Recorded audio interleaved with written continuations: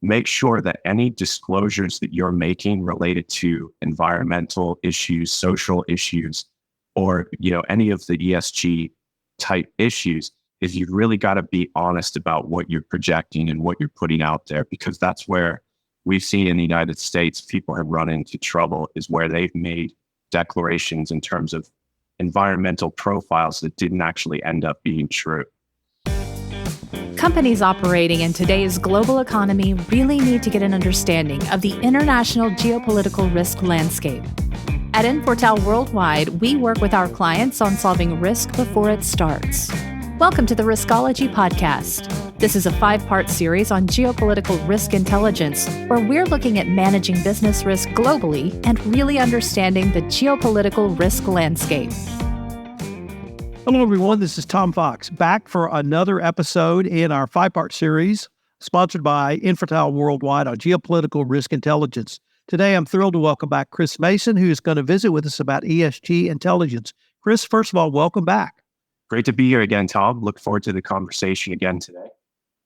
Chris, one of the most ubiquitous business terms over the past several years has been ESG. And there's a wide variety of opinion on ESG. And the thing that I really wanted to focus in with you is, how can companies understand not simply their customers or other stakeholders, third parties around ESG, but themselves? So could I maybe start by asking you, what is an ESG profile and why is it so important that a company engage in that to start with in this area? As I'm sure you're aware, the ESG landscape is becoming more and more prevalent in conversations and throughout the headlines in terms of where the regulatory landscape is going to go. Recently, it's been politicized as well. Anytime you've got a really complex set of regulations that have the potential to impact the energy industry specifically, you're going to have a lot of arguments forming on both sides of the equation. And so at the moment, it's really a crystal ball situation. No one truly knows what the ESG landscape is going to look like longer term. But I think what's important, and circling back to your question, is for businesses to start to understand what their own ESG profile looks like. Because as the regulations come into play, as the regulatory landscape matures, it's going to be important to really understand where your business sits within the ESG spectrum. And to truly understand that, you've got to really understand your exposure to a lot of environmental-based situations and circumstances that you may not have had experience with in the past. ESG, of course, you've got the E for environmental, S for social issues, G for governance. And so you've really got to take a holistic view across that basket of issues to understand what your business profile looks like. Now, where this is going to be important is within the middle market and for smaller companies, because they haven't historically looked as closely at the ESG regulations, or they haven't been burdened before with regulatory disclosure requirements.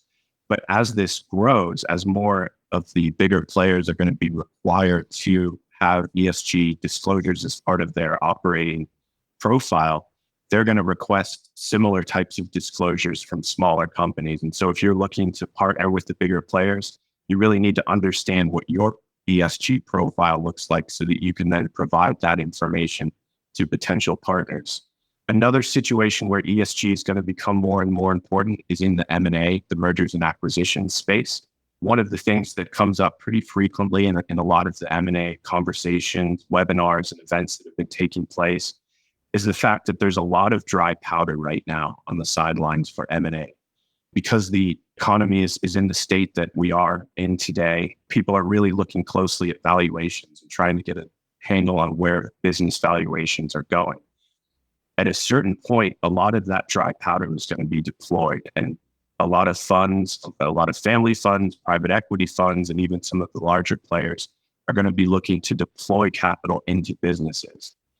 So what you need to ask yourself is, if I'm going to enter into that space and I'm looking for investment, or if I'm looking for a buyout, do any of these private equity funds, any of these investors care about what my ESG profile looks like?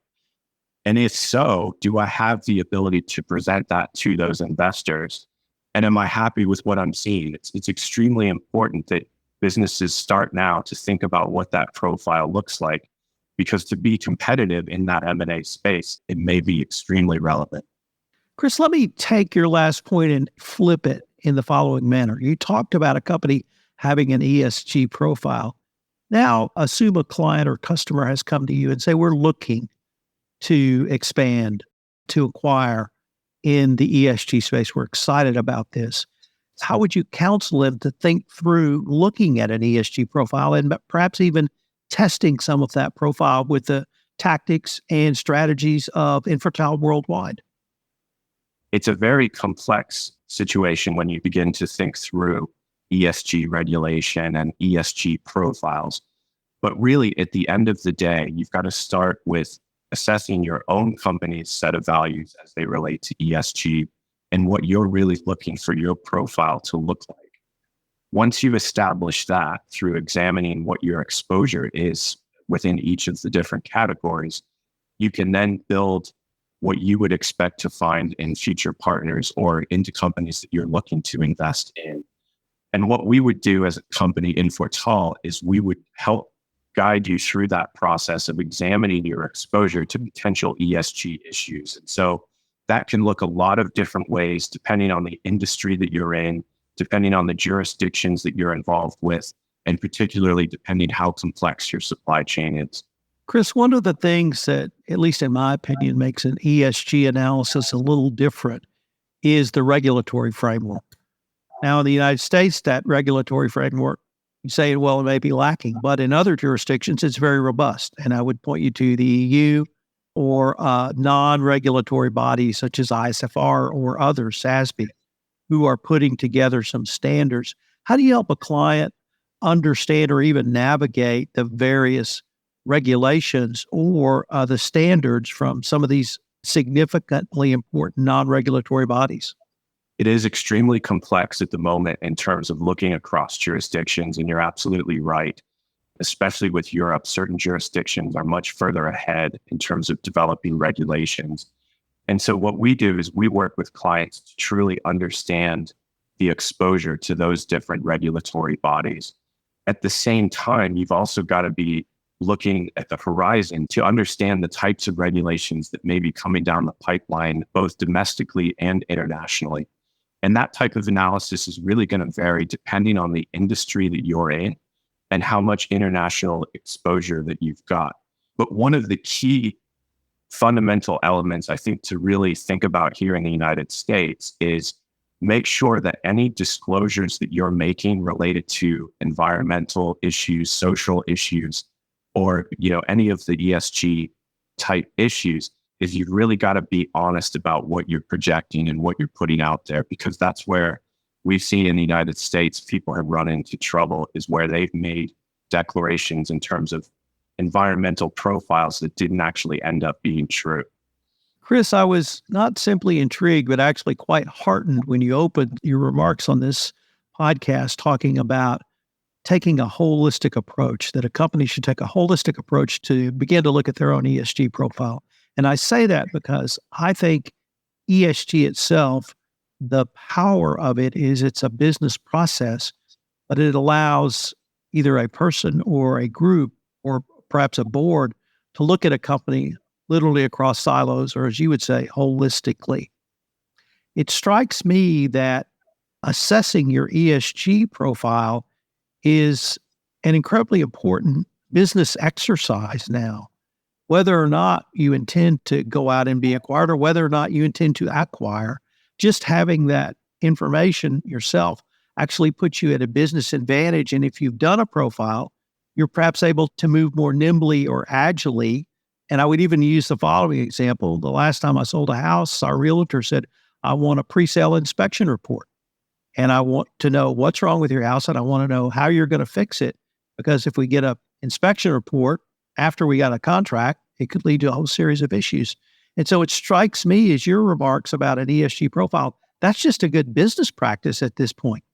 That's absolutely right. And something you mentioned there is extremely important in terms of the whole report, right?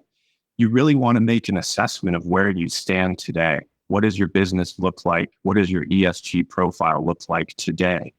And that's a dynamic situation. That's not static. So even if you pull that report, similar to how you get your housing report, if you don't like what you see there, you can make changes. You absolutely have choices and you can make decisions where you can change that profile.